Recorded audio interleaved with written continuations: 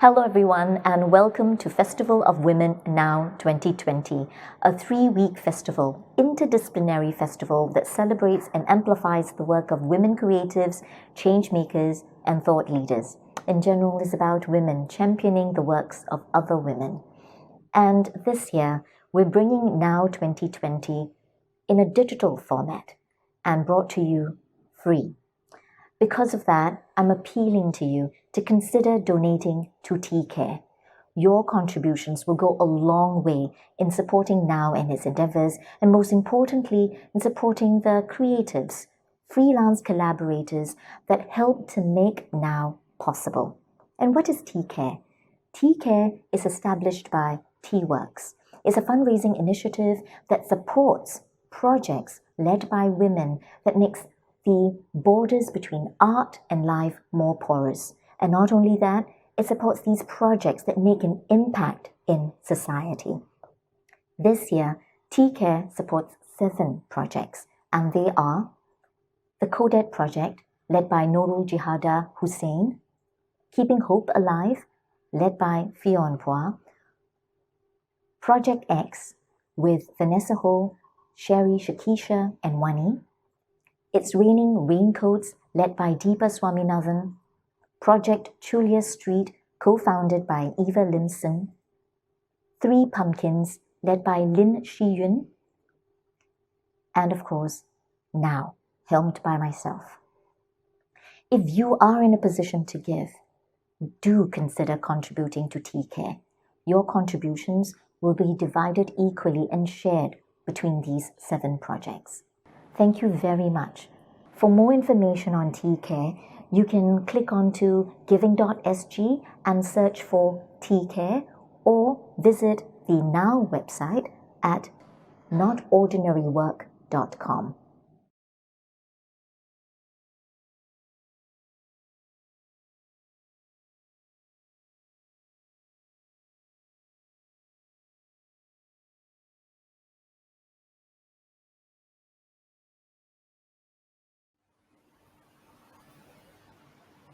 Hello out there. Welcome to Carving Space Underground. My name is Panuksmi, and I'm pleased to be the moderator this evening. I'm an independent documentary producer, and through a series of events that started with documentary film that I was making about the DIY documentary scene with musicians from the hardcore punk scene, I had the pleasure of meeting many talented musicians. But what stays in my mind is the sense of community, the strength and resilience of this community.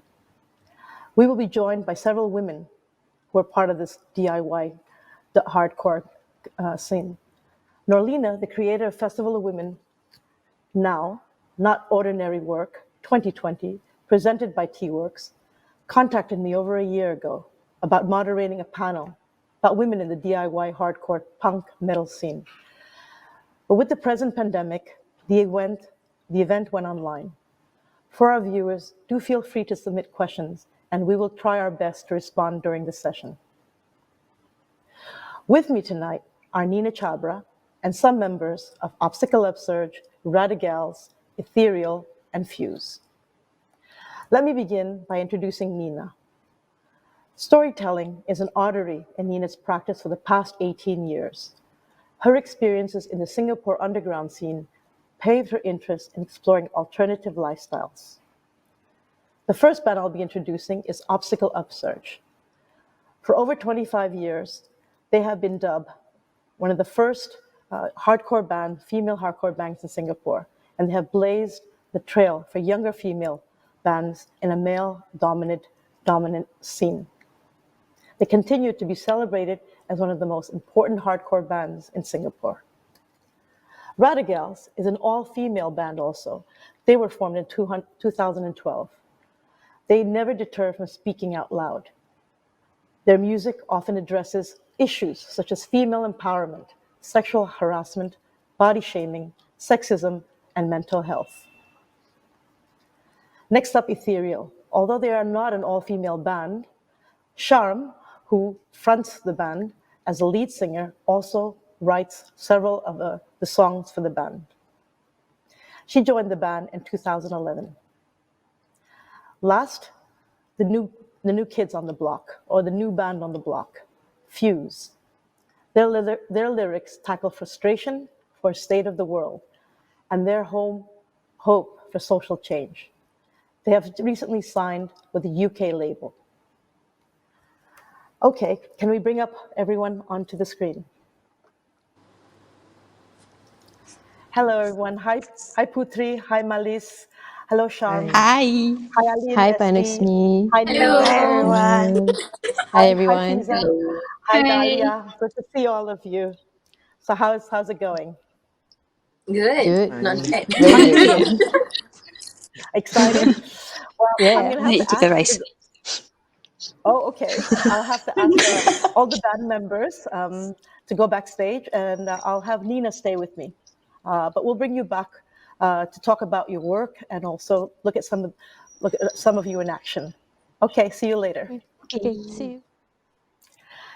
Nina, so uh, can you give us the context for this DIY punk hardcore scene? And I think for me, maybe get into the carving of the spaces and claiming these spaces for this community. Yeah, I would love to. Actually, I would like to say thank you so much to T-Works and Nolina for seeing value in bringing our voices to a platform like this. So really, thank you and kudos to y'all. And for me to start talking about it, could we bring up some of the pictures there?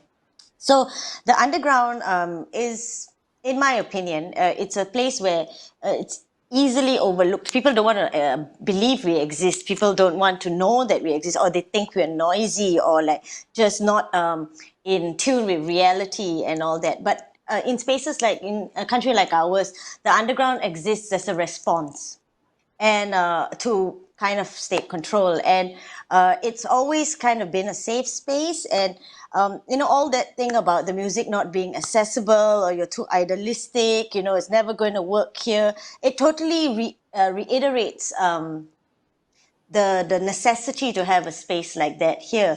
So you can see the just utter joy of a lot of the faces, and it's always going to be a cramped space. The spaces are not large because, I mean, the community is very small. There's always going to be economic setbacks. We can't rent big spaces. And also, I guess the organizers don't want to have these big spaces because it's an intimate space. And why carving? Because it's not already there, and as the scene has evolved, I mean, I got into the scene in the late 90s. I was just, imagine, for me personally, I was just out of school, or I think I was in my final year of like Sec 4. I followed a few friends for a gig, and I just couldn't believe this space existed in Singapore because I was so young, and we are always told to follow the rules, and that's really set time for you to study, and then go get a job, make sure your CPF is full. Then there was always this kind of prescribed way of living, and here I was, and it was just purely emotional when I went for my first gig to just see the space with people dancing, happy. At that time I was already kind of listening to the music via CDs that friends shared with me.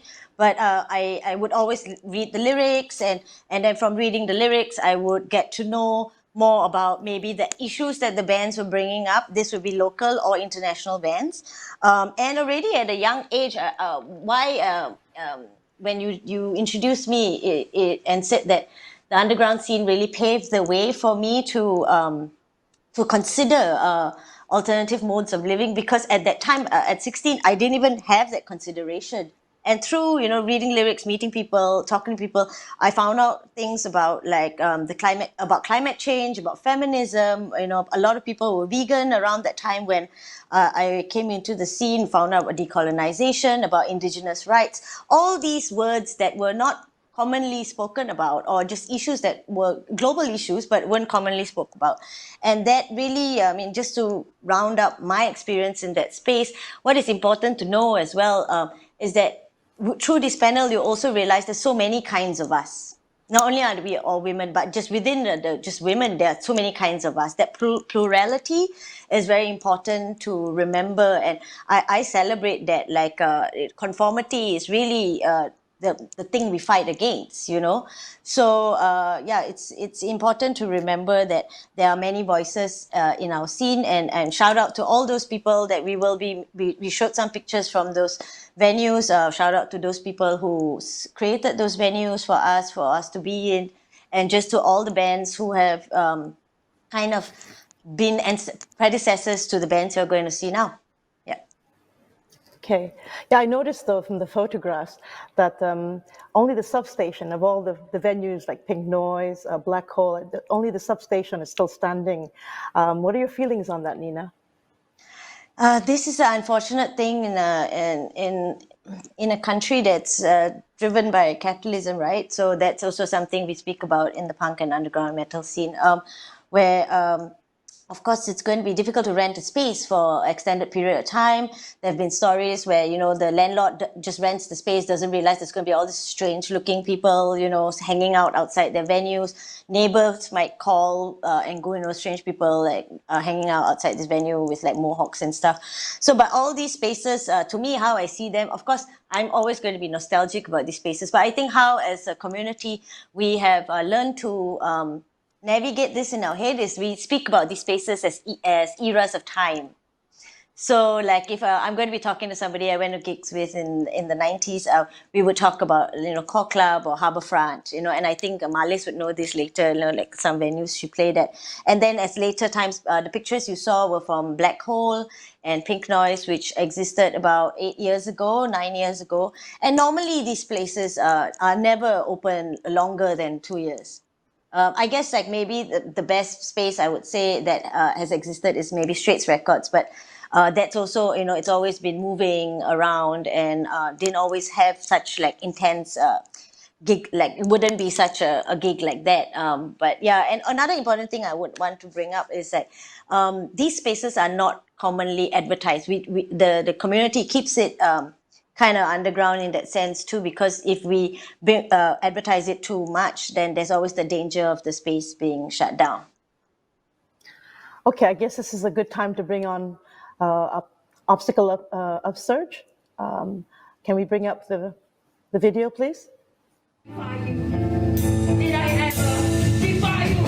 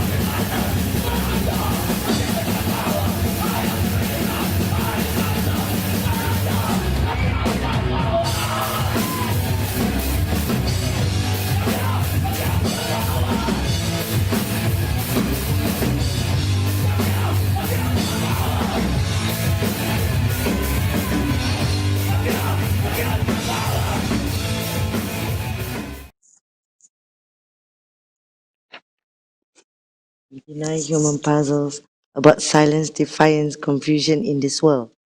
Did I defy you? Did I ever defy you? No, defiance. So why do you leave me in silence? Did I defy you? Your silence is killing me. How hard, you don't know how hard I try. But I'm speechless and defenseless. But I know your fear is my power. Your fear is my power. Feel like a beast hanging on your leaves. Deep down inside, you challenged me internally. Indeed, acceptance, appreciation was too much. Too much for you. I live in cleanliness. You live in fantasy. Well, hello, Putri. Hello, Malis. Hello. Hi. Yeah, so Malis, I believe you wrote the song. Maybe you Yes. can talk a little bit about, where it was coming from, and I'll let you speak. Yeah, I wrote it like 20 years ago, in the 90s, I think. It's about a friend who was controlled by substance abuse and how it was hard for him to actually break from it. And I was thinking that life should not be that way. You must find a way to be free from this control. Yeah. Yeah, it's important. I guess like the way you write your lyrics is always kind of about how you're feeling, and then how you translate it into something more poetic, without calling out names. So it's kind of like a process of putting your frustration down, right? Yeah.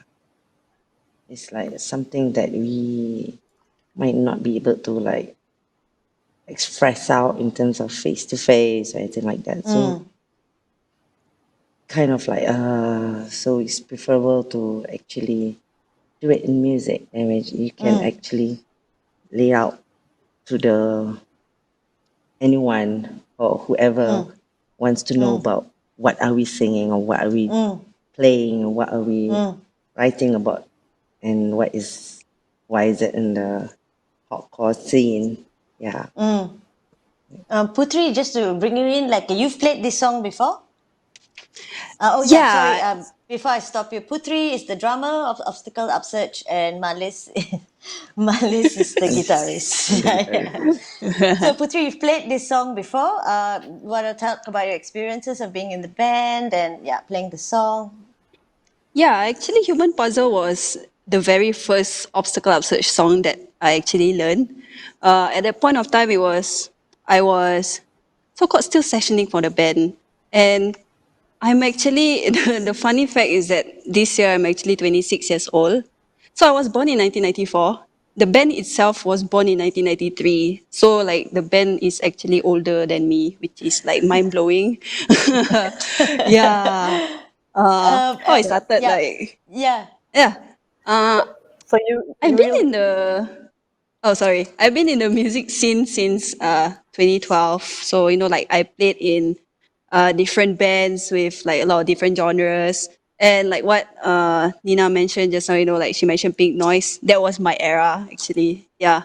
Um, so I'm a frequent visitor to Live House, which is actually an independent music venue in Singapore where you can actually book, jamming sessions. Yeah. So, uh, just one day, the owner of Live House actually like messaged me. She happens to be the basis of Obstacle Upsurge at that point. Yeah. So she asked me if I could like help the band out to session for them. I think that was in 2016, so 4 years ago. Yeah, I thought it was just gonna be a temporary thing, like just sessioning for the band, but I actually ended up just joining full time because why not? And they really wanted like an all female band, so it was quite hard to find like female drummers in Singapore. And since I had time, so why not? I'm enjoying my time so far in this band. Yeah. Yeah, that's an awesome story. Yeah. Obstacle Upsurge, you really are an intergenerational band. Um, I'd like to bring up Fuse, the youngest new band on the block, to join us. Hello. Hello, hi Dahlia, Hi. hi Fiza. Okay, Hi. so I think Nina, you had a burning question about this, right? I mean, most of y'all are all quite young, right? About this. Within the band as well, like you're all kind of about the same age. Maybe I just give some kind of background about when you all started, how you all started, and just the age, how old you all are. Um, we're most of us are range between 22 to 24 years old. But our drummer is 31 years old. And we had a few lineup change.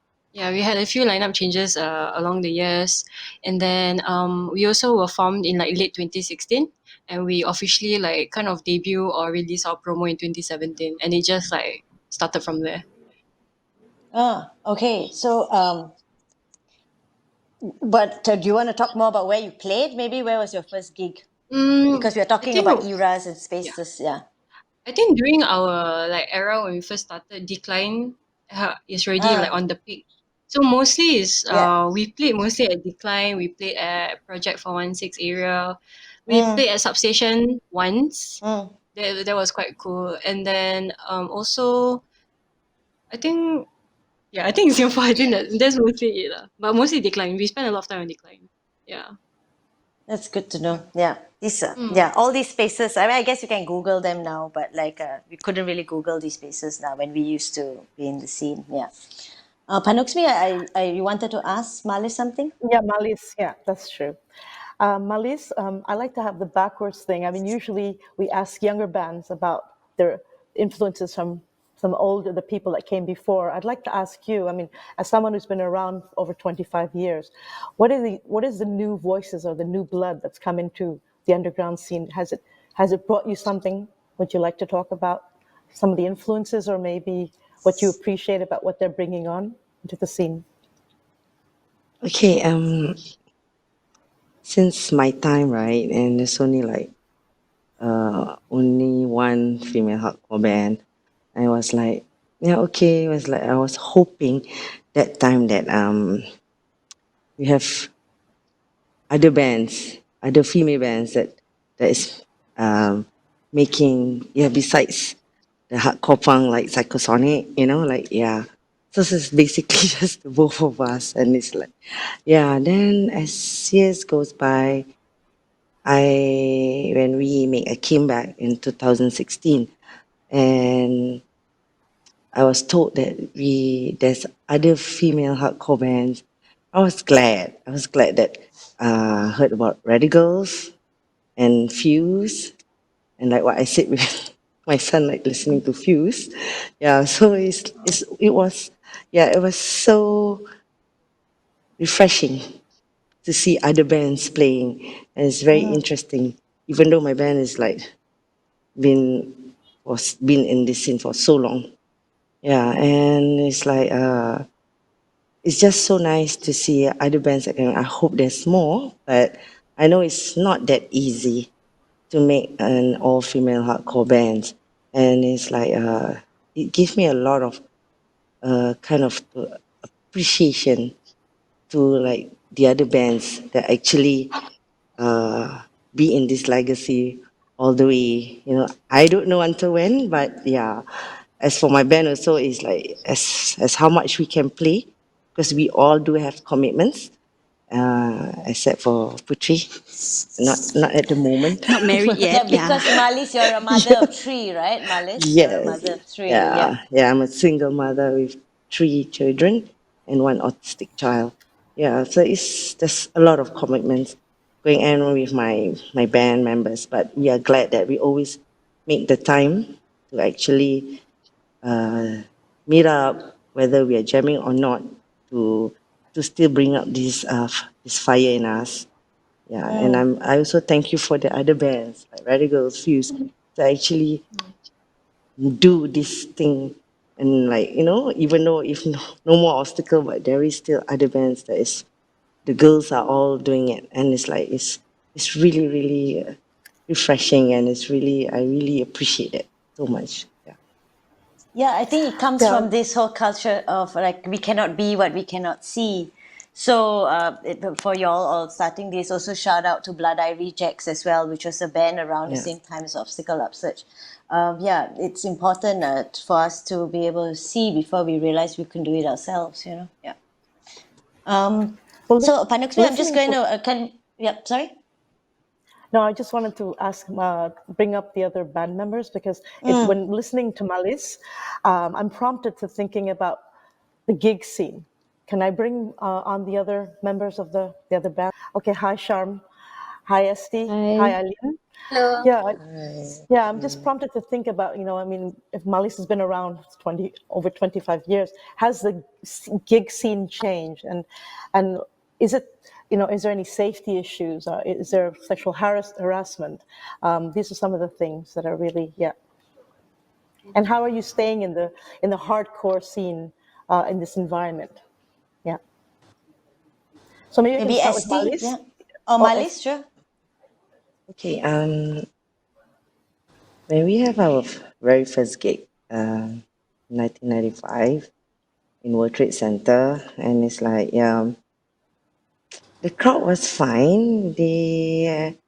So far as for my band, it's like we do not receive any much of criticism and like boo, I think something like that.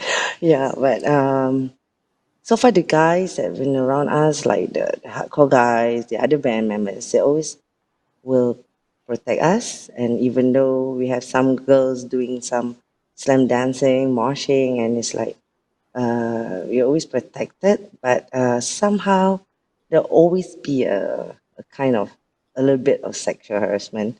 They tend to touch you or whatever. But where that's where we do confront the person when we do. Yeah, we did actually. And for the scene that time is like the crowds. And saying about the crowds is like they don't really mind what bands are playing, and all will unite. And the unity, what I said, the unity is there. And like whether you're in grindcore or whether you're in hardcore, punk or whatever, it's just everybody is unity, and they will be together to hear every songs that we play or what other bands are playing. Yeah, the main thing is the word is unity. Yeah. Yeah, I guess now it's changed. Like right now, that if it's a hardcore gig, it's only going to be a hardcore bands playing. Or if it's a metal gig, I guess Shamila, like your band plays in between hardcore gigs and metal gigs sometimes, right? But let me talking about the dangers. I mean, the sexual harassment. I feel Radigals, what you do, how you please describe your process of. I think it's so empowering and amazing the way you navigate this. Yeah. For us, of course, there are a lot of changes throughout the years, and sexual harassment have been a little bit better, I guess now. I Yeah, guess so. I think guess. the community is much more vocal now Yeah. compared to last time. Like for me personally, if I got harassed in any show last time, I don't even dare to speak up or confront that person. Maybe now, because I get support from friends, I'm more confident in myself to just call out that person, so I just do it. Yeah. Sham, More did you want to add gangster now. anything? Sham, did you want to add anything? Yeah, I gotta agree with Radigals because over the years I think the treatment of women in the scene is becoming better because over the years I think I myself have been sexual harassed before at gigs, and it's really nice to see there are people out there standing up for women because we need more women to explore the underground scene. So, but I'm glad now that we have the courage to speak up if anyone got harassed, and yeah, and I hope to see more of that unity. Okay, and I'm just glad that be it in punk, hardcore, metal scene, they are more accepting of women playing the band, joining in the mosh pits, and of course we will still keep a lookout for those who likes to take the opportunity to just group us. We will not keep quiet, definitely. So I think it's a good thing that we are getting more vocal, and everyone is against like this grouping sexual harass, and yeah, I think it's a good thing. The Well, I calling out have is very, very important. Yeah. While I have everyone there, I did get a question from a viewer, Dana Lam, who's asking, how do you stay underground in this environment? I I guess asked it's few, passion. yeah, yeah. Yeah. I guess staying in this environment, it's the passion that we have for the genre or the music. is really one of the key factor for us to keep doing what we're doing, despite all of these outcomes that we are facing. And like everyone mentioned, it does improve like over the years, despite the little hiccups here and there. I think generally it's a very welcoming environment now because people are more educated these days. People know how to take the steps to accountability, and I feel the most important thing is that everyone is more open to becoming the better versions of themselves, because back in Yes. the days, I guess like the society is a bit close-minded. Yeah, that's what we feel. It's a lot of male entitlement lah, you know. It's a lot of male Yes, correct. entitlement. Yeah. Yeah. Now it's like much more open. The males. I mean, that's why allyship within the scene with the men in the scene as well. I mean, just it's important as well because we need to evolve. I mean, we can call out. That's one thing, and that's what we used to do. But there also needs to be something more holistic where we can all discuss, put ego at the door, and then have a safe space to learn from each other as well, right? Yeah. So how are we staying hardcore in this environment? Any ideas? This is the question from the viewer, Dana Lam. How do you stay? How do you stay hardcore in this environment? How do you stay hardcore? Very hard question. Just be true to yourself. Yeah. Just keep Yeah. doing what you love. Yeah, just be yourself lah. That is hardcore, I think, naturally. Yes. Yeah, don't be a I poser agree. lah. Don't be a bloody poser lah. You know, yeah. You know, be Just relax, sincere lah. You know, enjoy. Just yeah. Yeah, enjoy. same goes for metal as well. Yeah, it's Yeah, the I think same it with goes the for scene as well. everyone. Yeah. Okay. Well, I think that at this stage, I'll have to ask you to go backstage again, and we'll put up a video by Radigals.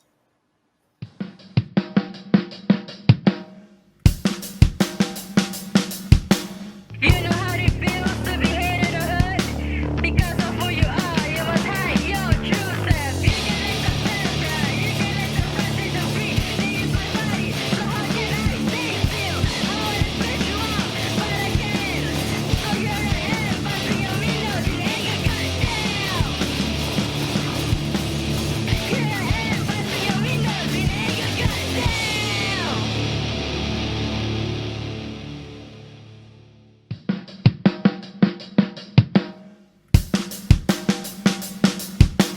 You know how it feels to be hated or hurt because of who you are. You must hide your true self. You can let the self die. You can let the message of free leave my body. So how can I stay still? I wanna split you off.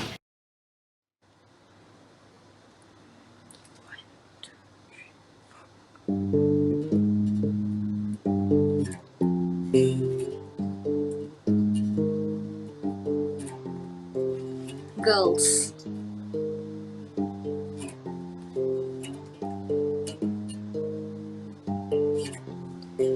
Let's set this straight.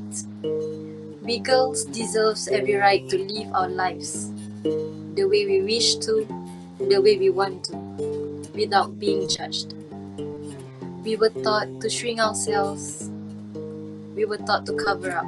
We were taught to never be sexual beings. Fuck that shit. We deserve to choose what we wanna be, what we wanna do. So respect that and respect us. Know that line.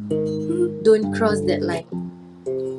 We can cut you, eat you, swallow you, till there's nothing left of you. We were taught to shrink ourselves. We were taught to cover up. We were taught to never be sexual beings. Fuck that shit. And again, I'd say, fuck that shit. Thank you. Oh, thank you, Aline and Esti. I think for me, what stands out maybe about your band, the little I know, but is that the whole connection between the zines that you create and your music. Does one inspire the other? I know one of you is an illustrator. Is it Aline, maybe? Can you elaborate on that, Aline? Oh, On the zine. Yeah. On this. Sorry. As Yeah. an illustrator, as yeah. Go ahead. yeah. So Basically, my zines consist of women in the scene. I will make an introduction, like a small introduction. I will take photos of them and then I will put it in my zine, because I feel that this woman, I know there's more, but these women are not receiving enough recognition for their works. They are musicians, artists, poets, graphic designers also. So in a way, my little zine is it's like a form of Booklet. yeah, a form of booklet, for people to know that, hey, I saw this girl and then, oh, she draws, or oh, she plays in a band, and then, oh, let me just check out her band. And then another thing about the zines that I do is there are artworks and some poems that are written by some of the girls. There are also a rant page where I will ask them what are they so angry about. So some of the rants could be like period, or like why must we have period, or oh, today I'm mad because my door don't work. So some of the rants that I receive and then I put inside the zine are somewhat relatable to some people also. Okay. Yeah, I mean, I for think my that's zine, important. Yeah. Yeah, continue. No, ST, go ahead. Yeah. as for my zine, it's called Voz Feminina, which means voices of women. So what I do was interviews also bands from overseas, local bands like Bloody Rejects. Also, I interviewed some mums who are in punk or skinhead scene. So just so that they can have this zine as a portal for them to rent out, express themselves, and also my personal rants also. So other than having the band, I also have this zine for me to just let out myself. Are these zines easily accessible? I mean, does Radigals have a website? How can we get to look at these zines? Okay, so the zines are actually being passed out during shows, or you can find it at the doors.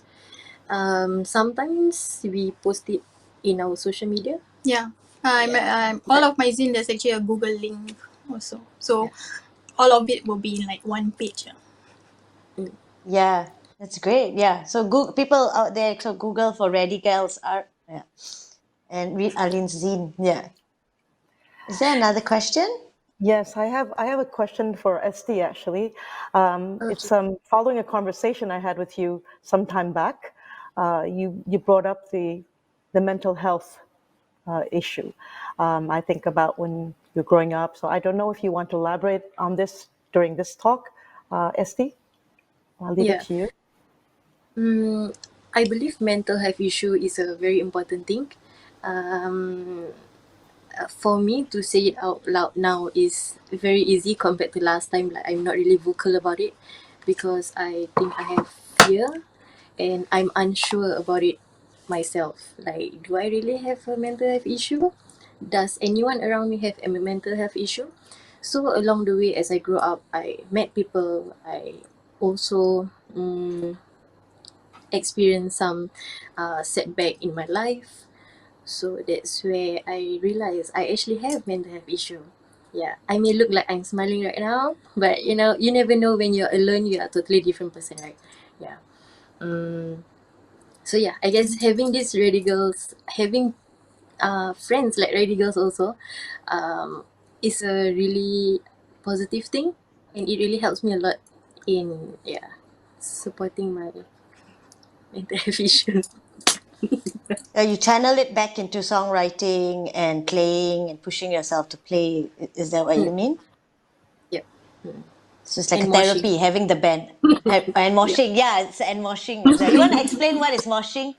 You want to explain what's Don't want moshing lah, to you people? lah, Yeah. you. No, I said something like wild abandon, you're just in there, just a lot of bodies everywhere. And Yeah, because of for me, COVID, we moshing is can't, like yeah. letting yourself out, right? So I think Yeah, it's fun. It's nice. Yeah, yeah, better I than doing remember. exercise. Yeah, exactly. And with COVID, I guess for the audience, I mean, there's no gigs like that. I was actually telling a friend I actually miss the sweat from being in those tight spaces of other people. Like I would bitch about it previously, but now I actually kind of miss other people's sweat on me. Yeah. But that's quite a disgusting thing. Sorry. Okay, thank you, Radigals. ST and Aline. We'll bring you back in a little while. I think, Nina, you've been talking about developing some new skills, I believe, and I'd like to bring up Sharm, and you can have maybe a lesson with her of how to do the hardcore roar. Sharm? Hi, Nina. Oh I heard dear, that you want yeah. to learn some vocal techniques from me, huh? Yeah, because I was 4 years ago I was in a fake band for a performance with ST as well, and I was Yeah. trying to get that voice, but I mean I didn't know how to do it, and I ended up just like singing. So, but then yeah, Okay. I mean for the audience later you will see how amazing she is. But let's just give you do your thing. Show me how to do it. Give me a tutorial. Yeah. Okay. Actually, I just do it on my own. Like no one taught me. So I did this when I started doing this when I was 15. So I'm 27 now. So that's like what 12 years 12. of doing Yeah, it's 12 growling years. Yeah. techniques. Yeah. So okay. It's been quite some time actually. I've last growled, but I'll try my best. Okay. So okay. You need to breathe in through your nose. Okay. Let your Okay. diaphragm expand. Okay. Feel your lungs expand. Okay, and then Okay, you doing need it. to compress a bit on the vocal cord. All right. Okay. And then you just growl like. Right. I'm gonna try. So, but like drop Come my on. voice. I have to drop my voice Yeah. box to a lower Okay. thing. Okay. Make sure Yeah. when you talk that you hear yourself like lowering your vocals. Like you can hear me like I'm lowering my vocals like a man Yeah. voice like that, Like right? okay, Yeah. make it So more. Yeah. Okay. yeah. So absorb that, and then you breathe Okay. in through your nose. Okay, you can feel your diaphragm expand, your lungs expand. Compress a bit on the vocal cords, and then it just go.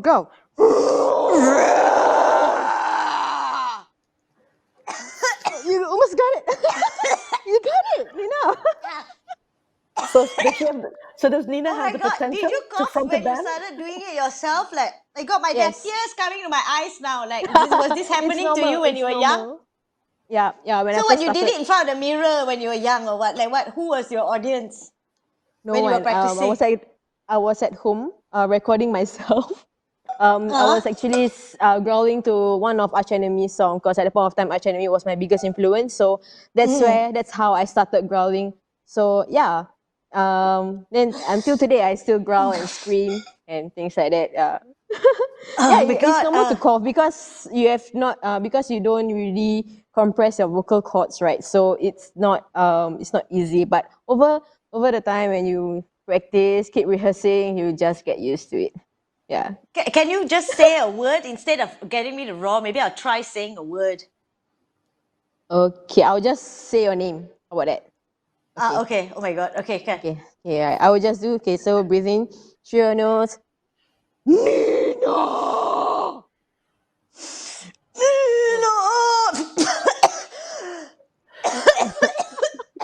Fail. Yeah, you watch the Okay. expert. I quit. Go watch the So expert, would guys. you Like say she y'all has have the to check potential? out. Would you say, Sharm, that Nina has potential to front a female band? I'm dying. She can do it. She just got to keep practicing. Everyone can do it, I believe. You just need to keep practicing. And of course, there are certain sacrifices need to be made. Like you will get sore throats and things like that. But if you know how to utilize a little bit of the vocal cords and the diaphragm and the lungs, everything will be perfect.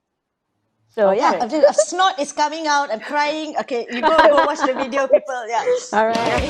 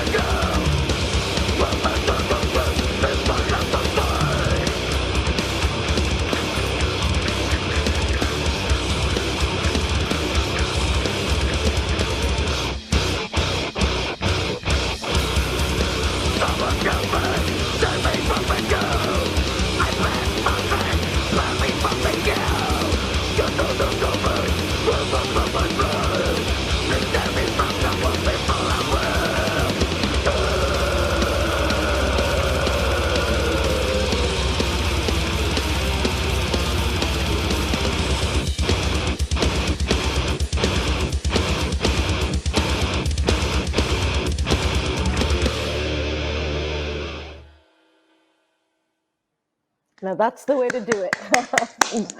Sharm, I know you chose to sing the song, although you didn't write the song, but that the song had quite a lot of meaning for you. So maybe you would like to talk about that? Okay, like over the past years, I've been performing, playing this song, and I just perform. We all know, as you can see the lyrics, it's probably about abortion, and it's a woman's right. If let's say if they want to get it abort the baby, right? But there are some women who wants to keep the baby, but they couldn't because due to health reason, and it's meaningful to me because I just had a miscarriage like 2 months ago, and it speaks to me because like I feel like I'm killing my baby, but actually I have no choice because I have a chronic illness. Even though it was just only at 4 weeks, but I feel that when I look at the lyrics, like I feel that my baby is talking to me, like asking me like why am I killing the baby when I really want this baby but I couldn't keep it because I have like this chronic illness. So yeah, this is which is why I this song, Disposable Womb, is really meaningful to me in a way. Even though I growl, that doesn't mean I don't have feelings. Okay, you see me like I'm about to burst into tears, but I'm trying to control it because it still affects me because it just happened recently, about 2 months ago. And I'm sorry. Take your time. Take your time. How do I say this? So, yeah, for those viewers who are watching right now, like you see me cry, like yeah, minus that my metal music, hardcore music or punk music, at the end of the day we are still women. We have feelings, and people shouldn't judge us. Why should we abort baby? And they shouldn't just criticize us, ridicule us, because you don't know what we women go through. Some women, they have the rights. It's a women's right. Don't you should give them the moral support. You think that those kids, for example, women who wants to abort, they have the rights, but do you actually know why they want to abort this baby? Do we have like the initiative to ask why? And yeah, I think it's a very sensitive issue, but I think this needs to be brought up, and I need to just to let everyone know that at the end of the day, even if I'm metal or hardcore or punk, like we are still women, and we write our feelings through these genres, because I think this is our safe space. Yeah, so yeah, that's about it. And truthfully, I'm still like trying to accept the fact that that this has happened to me. But I know in the future, maybe I have a chance to conceive, hopefully. And yeah, that's why this song, Disposable Womb, is really meaningful to me now, especially now. Thank you, Sham. Thank you. Yeah. Thanks for sharing that, Sham. And thank you, Panuksmi. Thank you, Nina. Take a break, maybe. Can you maybe go backstage for just a little while? Because I'd like to introduce the last band. We're the youngest band on the block, Fuse, who speak about the social issues and how important women get together and really gets the word out. Okay, let's get the video we'll be playing has been edited by Fuse. One of the songs is called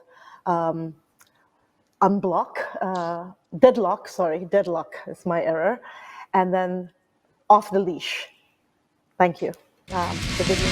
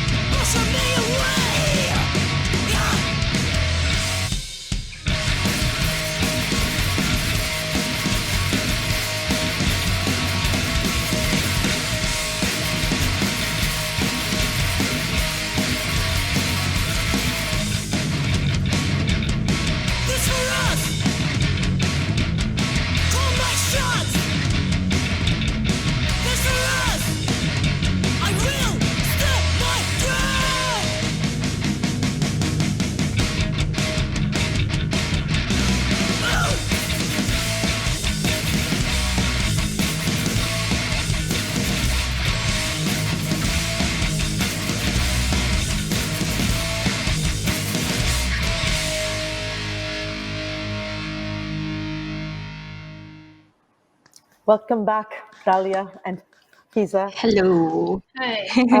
I know you're championing a lot of social issues and causes.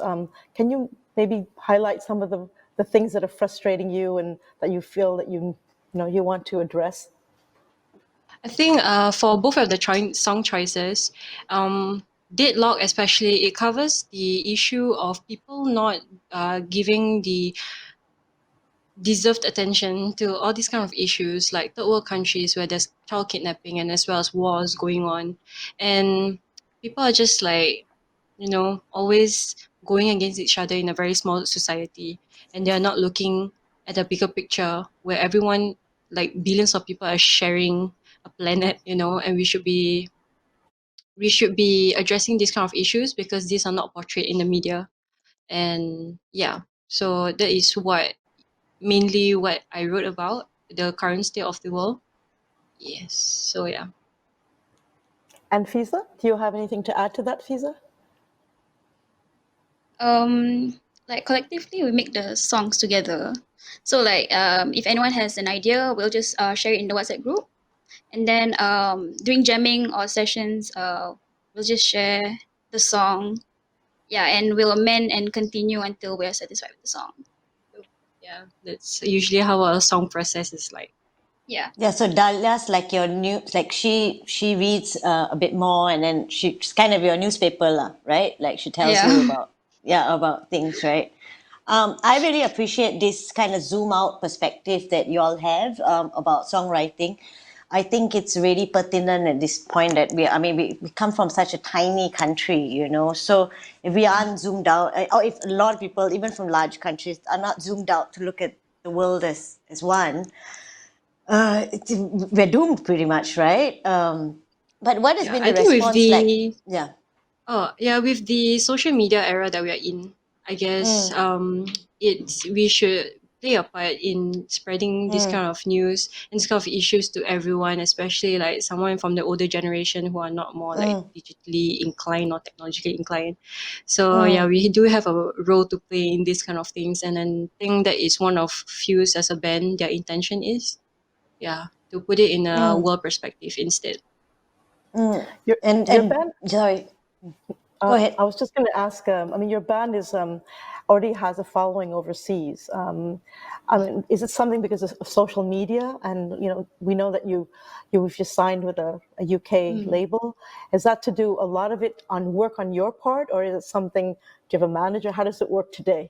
How does it work in the underground to get your We music do out not there? have a manager. Yeah, I'm I kidding. guess we start slow with like being local and then moving on to Southeast Asia. And to be honest, I think with Singapore we have knitted like friendships with like Indonesia and Malaysia, all our neighboring countries. And slowly, I guess when we travel as well, like me and my other bandmates have traveled like over like to the US or the UK. So we kind of forged our friendship on our own, and somehow we like got together, and that's how we got into the UK label. And it definitely like helped us to bring our music. Yeah, and helps us to reach out to more people around the world. Yeah.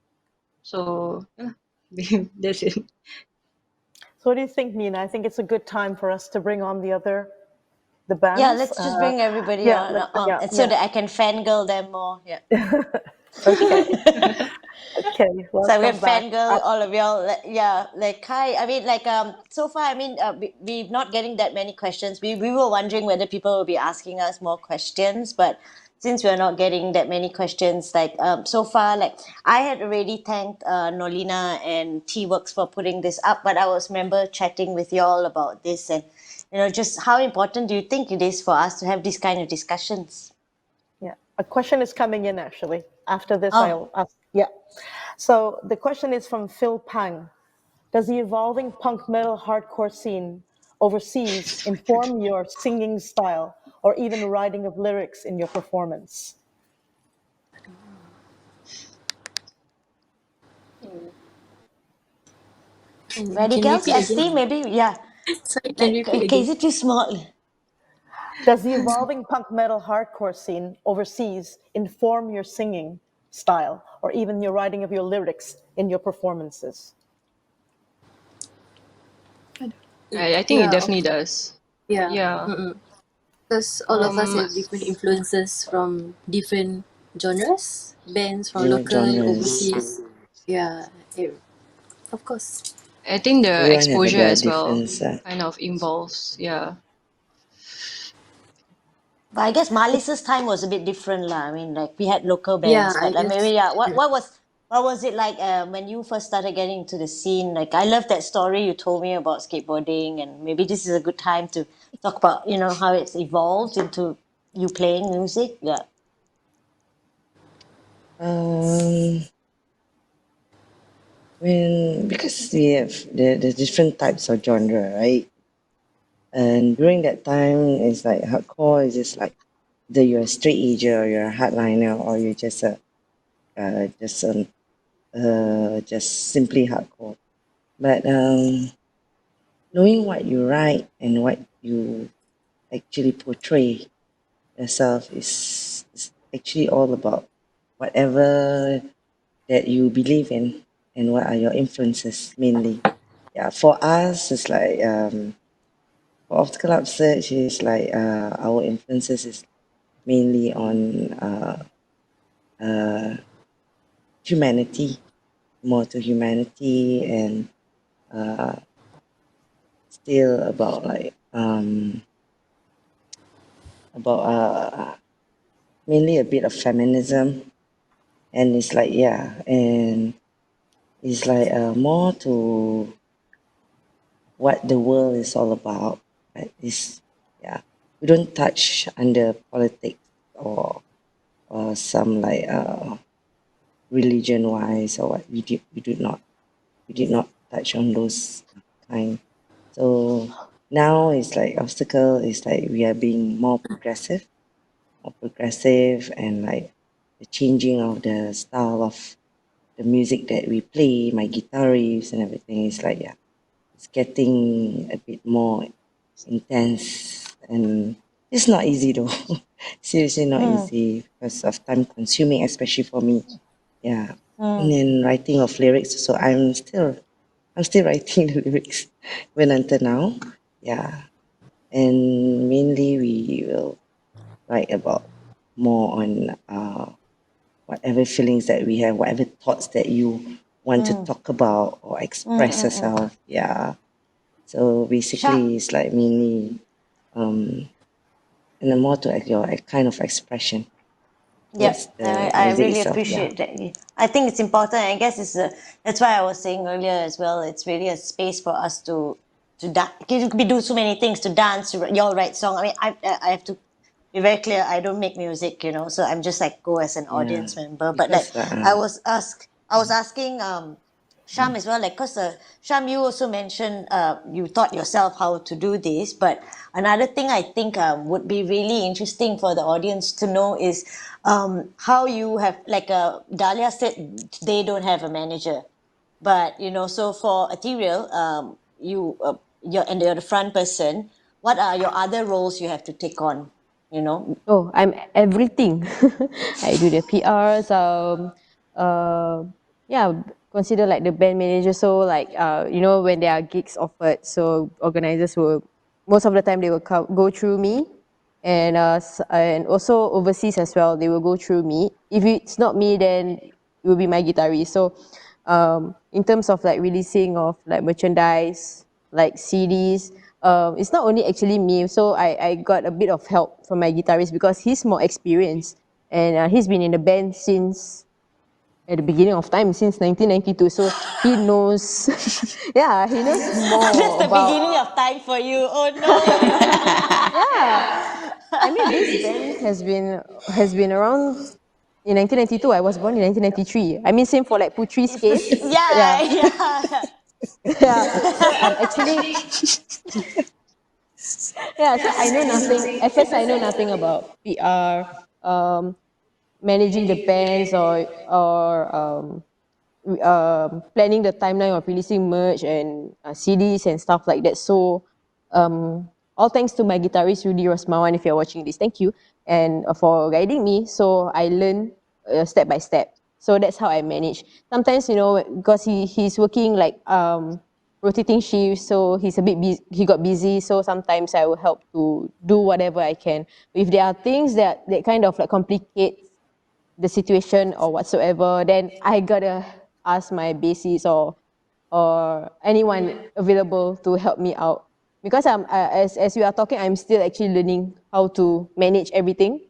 Yeah, so I think it's a good thing because like I play in a band and I somehow manage the band, and whatever gigs that got offered by the local organizers or overseas, I will, they will go through me and I will just, I'm just being like the messenger. Hey, we got new gig coming out. You guys want to perform or not? Yeah, and whenever we have like new gigs coming up, I will be me posting on social media saying that okay, E-thereal is going to perform at this place and timing and stuff like that, and there will be other bands performing. So come down and support if you have the time. Just come down and support all the bands and performing. So yeah, so I'm everything in one lah, basically. Yeah, and I think it's the same for everybody as well. I mean, Panuksmi, I was mentioning this to you. They like, and you also notice this, like everybody wears many hats, right? And I think that's why the underground is the underground. I mean, also we don't believe in hierarchy, so we're never gonna believe someone telling us to do Yes. stuff, right? So want to give I some have of a your question. experiences? Yeah. I have a question from the viewer, Weez and Christina. I'm often told Singapore is quite a conservative society. Do you feel this is true? Do you think this stops more women from being involved? How did you find the scene? So there's two questions in there. Yeah. I think the more conservative we are, the more rebellious we get. That's why we get more vocal. Yeah. Yes. So it's good. It's kind of good that Singapore is a kind of conservative society because I think all of us here, we learn to speak up and we learn to vent out our frustrations and whatever that is happening locally, the Yeah. subliminal things happening. So I think we all ladies here can agree to this, that it's a good thing that it's a 50-50 that Singapore is a conservative country, a society where all thanks to them, we are more vocals and we can just say whatever the fuck that we want. Yeah, and The to be honest, it stereotype makes lah. it more interesting. Yes, I agree with that. Yeah, the With you, stereotypes. we have to be more creative, right? Like way Yeah. more Yeah. creative than established scenes, right? Even in KL, so I think we're a lot more. I mean, KL, it's an amazing scene, but it's here. It's always that much more difficult, even to be an art maker, anything creative. We have to be more creative to be creative. Does that make sense? We have to be creative Yeah, about being definitely. creative as Makes a well. lot of Yeah, sense. Right. yeah. Okay. Yeah, so whatever that they wanna stop us, I mean, try lah. Try their best lah. I think there are more coming. Yeah. Yeah. More coming. That's true. No. Yeah. Watch I just out. have Yeah. I have a question that I wanted to ask the bands, and it's about your beginnings. When you were starting off, was there more opposition or support? And I'm talking about your family, your entourage of friends. Was there stumbling things? I mean, were they supportive, basically? And if they weren't, did it actually push you to go further in what you were trying to seek musically and building this community that you've done? Ooh. Okay, let me start first. Honestly, I grew up in a family with musical background, so there was no protesting against me, like learning an instrument. Like my dad used to play in like some club in the 70s. My mom used to sing, and I have two elder brothers. They also decided to pick up an instrument like the guitar and the bass respectively. And it was a family of, like two boys and one girl. So it's the three of us. So like, I don't know how it happened, but one day in 2006, I was 12 years old.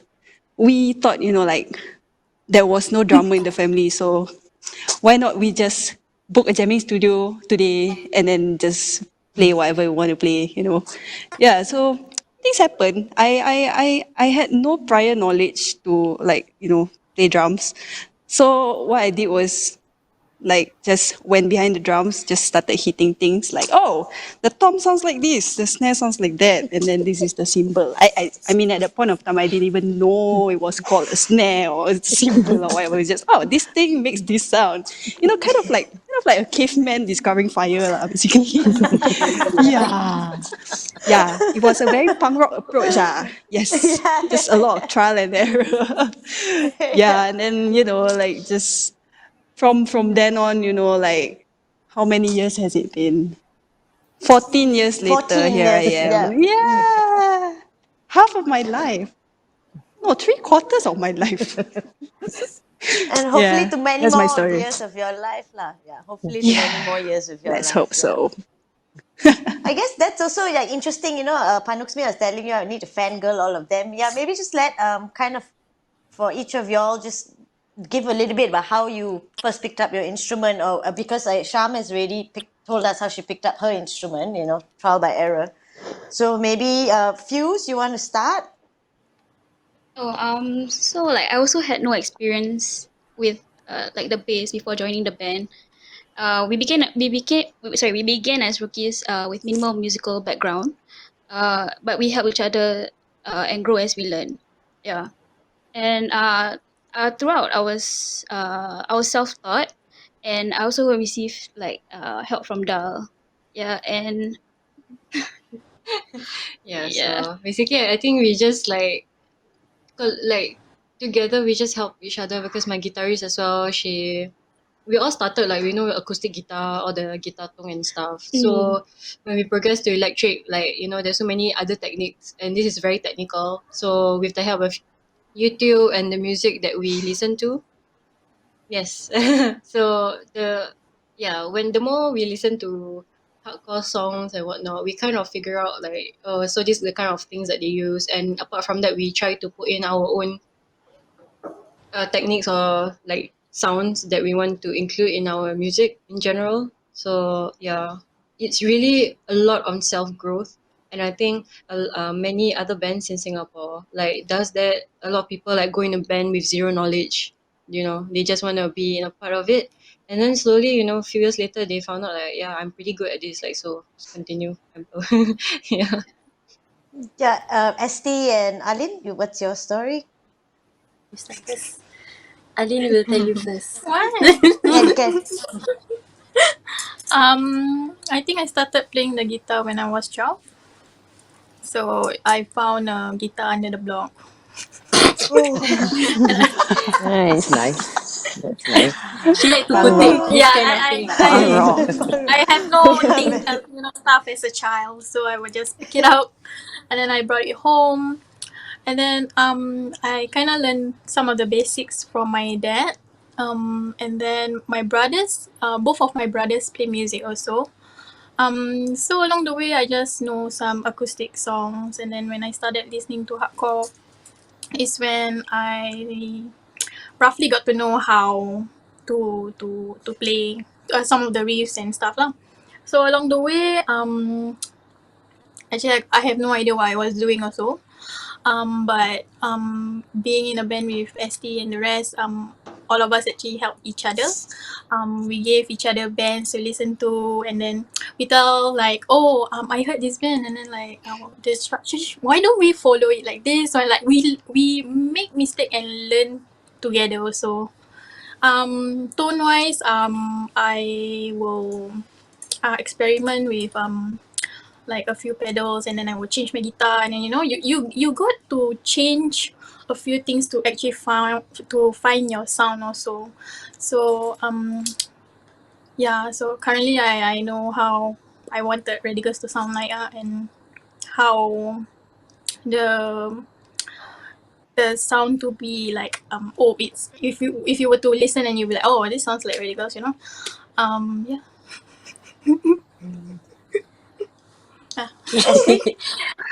For me, I think at first, later I say wrongly. Oh no, You giggle laugh. fit, giggle fit. Okay. Okay. Nitin. So I think for me at first I was being opposed, and after that then I get the support, but with rules. So I was being opposed because actually my okay, my dad and mom listens to rock music, things like that. My dad used to play music, and then my dad has a guitar. So his expectation was for my brothers to play the guitar, but end up I'm the one playing the guitar. So it's not what he wants in the family, but I really have the interest to learn how to play the bass or guitar. But when I approach him, he doesn't want to teach me lah. So along the way, I actually just pick up from YouTube and just figure out from just plucking the guitar tone. Last time no money, right? So just use guitar tone lah that he have. Then when we start working already, then I get my own bass, get my own pedal, and from there just keep on learning lah.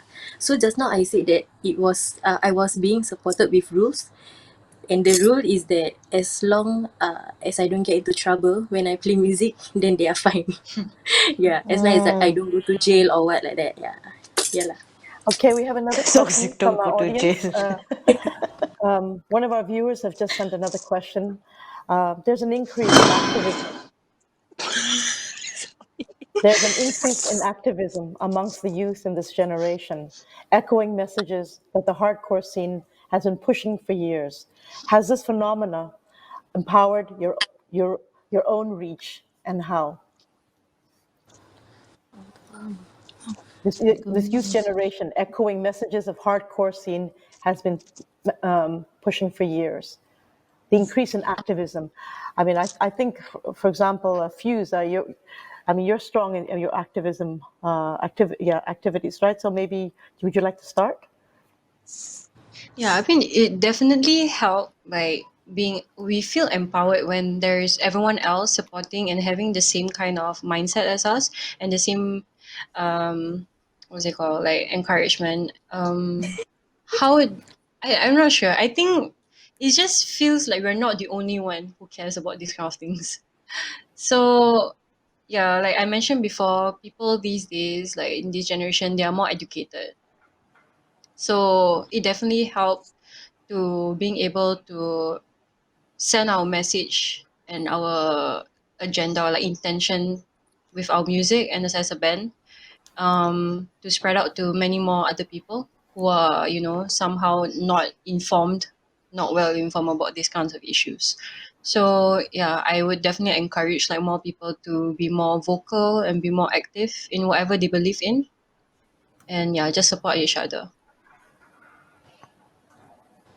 Does anybody else want to add something to that? Marley, sorry to ask you. I'm just wanted to ask you that. Have you changed your style of writing, like since you first began, and now because just for the audience to know, Marley's took a 16-year break in between then and now. But in that 16 years, your life experiences, has it kind of changed the way you write? And I would love to know that. Okay, Yeah. we have a few new songs actually, and the one that we recorded for our EP, one of them is Fairy Tales. Working as a preschool teacher, so what makes it right about Fairy Tales is like it's about what's been going on in this world right now. The war between the Palestine and Syria, all the children are suffering. Like which when I was teaching, and somehow this thing just came into my mind and saying that how lucky our children to be in Singapore and to grow up in this kind of environment, and not knowing like how the children over the other side is suffering, which they can't even get to see the stars in the sky. So that's what I was explaining to my children about what fairy tales is about, because if you listen to fairy tales, it'll be like a Twinkle Twinkle Little Star song at the beginning. So it was really kind of like more to what is what is happening in this world. And that was one of our newest song, and we actually played that during a gig in Malaysia. And there is some of the musicians, the guys actually came and tell us that that song really touches their heart. And that actually give a big smile for us. That actually it does give out the message that we wanted to give. Even though we can't do much over here, but I mean, at least that we It's can in convey that message. solidarity. Yeah, Yeah, it's yes. in So it's solidarity as it's well. yeah. So we are, at least we managed to bring out that message, because it's quite sad to see other children suffering because of the war or anything of the and authorities things. Yeah, I understand. A yeah. new question has come in from a viewer, Believe Exeden. Question for all of you. The term female fronted or all female has become a genre or coined term for describing women in a band. But does it offend you when your band is only recognized by your gender? So, yes, this is open to everyone. Yeah, we had this kind of discussion within our band because there were a few articles that refer to us as a all girl band or female fronted or what whatever label. But I think the word is not offended, but I feel we are more preferred to be just called a hardcore band, a hardcore punk band in Singapore, because putting gender kind of trying to instill some form of biasness, I guess. But we are fighting for equality here. So our intention is just to be like any other hardcore punk band in Singapore instead of, this is a female all female band in Singapore. So I think yeah, it's not offensive, but we would more prefer to be just called a hardcore punk band in Singapore. Yeah. Yeah, Actually, Gotta Sham, agree with your Dahlia. band, no, Yeah, but I gotta agree with Dahlia. ethereal, is it when people write about you and all, how do they describe ethereal? Do they call Yeah, it they even female mentioned led? that female fronted band. Yeah, they used to, yeah, they address my band as female fronted band. So I'm not, I say I'm not offended, but why must you describe us as female fronted band? Like shouldn't genres no gender.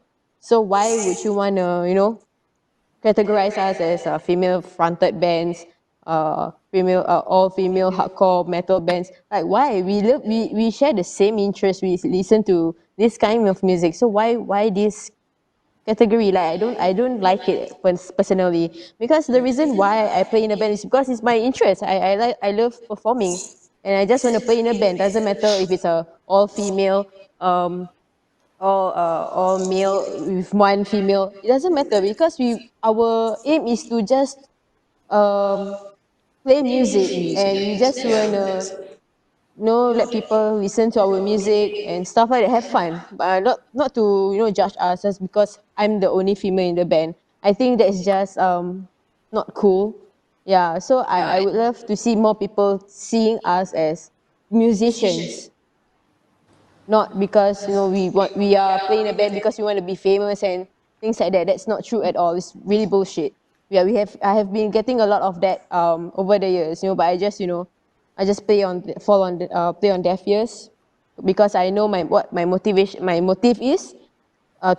play in a band, and that is to have fun and get more supporters, get more friends to listen to my music. That's it. Yeah. Yeah, and to be honest, Well said. nobody put it as a all male band. So it's That's why, nobody. exactly. Yes. To say Always a it's, mistake. yeah, exactly. Yeah. Very true. Can I can Um, I just add? Can I just add, like, there was this one time someone actually commented on a video of one of my bands performing. I think he commented like, "Oh, I want to marry Putri because she plays drums so good."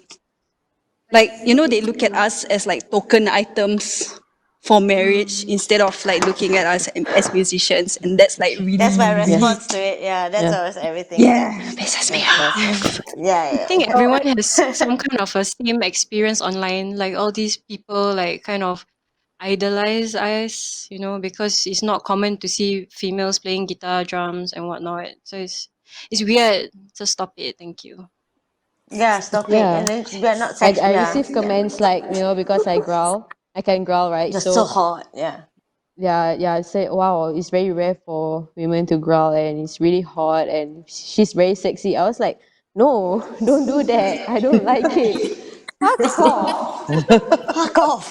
For Yeah. us, for us, without playing guitar, we are already hot. So Yes. Need music. so please. Yeah, and then we reclaim that back. Yeah, we reclaim that back. Yeah. I have a final Please, yeah. question. Yeah, a final question that was posed to me. I was asked to me, which is a documentary on the underground scene that I started. Where is it at, and why did I decide to work on it? Well, originally the documentary which dates back 5 years ago, before Abdul Nizam passed away, because he was the director of the film. I guess I was interested in it because it was, first of all, speaking about spaces in Singapore and where the underground hardcore bands were playing. And coming from a museum background as a producer, one of the things that really preoccupied me was spaces in Singapore, which were changing, by the months. I was, and for now, it's basically we're in the final stages of the editing, and hopefully I can show it to everybody before the end of the year. Yeah, because it's a film, a labor of love that we had no budget for, so we're putting in our time, and we do want to work on this and finish it before the end of the year. And I will invite every one of you to come and watch the film. Thank you. Yes. So now Thank you. we're looking forward nearing the end. Yeah, and that's how I got in touch with all of you, actually, because of this film. And Nina, who I met about 3 years ago. And yes, so we're kind of coming to towards the end of the session. I mean, if no one else has any questions, I'll just do the thank yous and whatnot. So let me start by saying, I want to wrap up and say that for me, having met all of you has given me kind of a sense of, I don't know, about community, a community that maybe staying power, Malis, and the youth that's coming in, Putri, and also the Fuse Band, and also to, even Sharma. I mean, seeing her perform and seeing her as a woman off stage has, we are complex as women, and we have things that we do want to do sometimes, that is parallel to what we're used to doing. I want to thank each and every one of you, but also remind everyone that tomorrow there'll be a brunch talk with Nina, where we will, with Nina, with Norlina. Norlina. I'm sorry. Norlina, with Norlina, excuse me. Norlina, Okay, yeah. with Norlina, sorry. And she will be with addressing the arts groups that have brought their work online and how the audience is also on the online platform. I'd also like to thank her personally for inviting all of us to be part of this festival of not ordinary work of women, and also T-Works, and especially for me personally, the tech group, because without them, I don't know. I think a lot of it, I really want to thank Hong Wee, Yong Wee, Siok, and Stevie. And each and every one of you. So Malis, Putri, Sharm, Nina, Aline, Esti, Fiza, and Dahlia. It was really, for me, a very enlightening moment.